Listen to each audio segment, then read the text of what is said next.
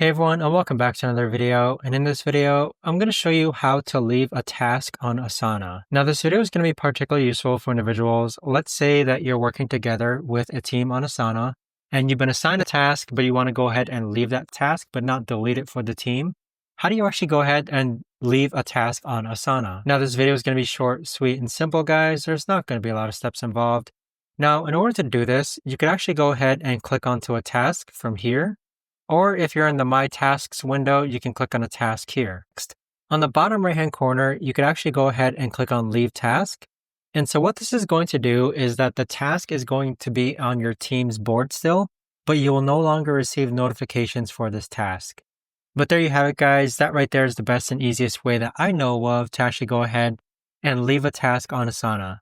If you guys know of a better or easier way to actually do this, let me know in the comments down below. I would love to know. Thanks so much for watching, everyone, and I'll see you guys all in the next video.